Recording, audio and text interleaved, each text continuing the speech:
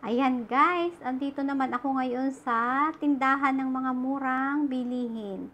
Nakikita nyo to guys na kawali na to. Kawali talaga no.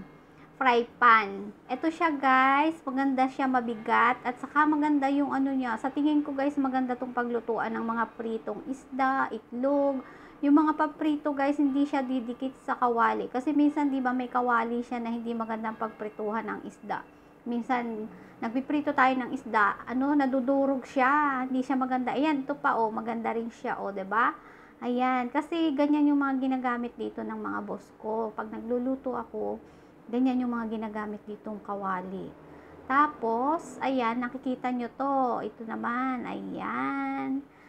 Mga initan ng tubig, pag magluluto ka ng noodles. Ito naman, prituhan din. Yan, fry pan din to siya.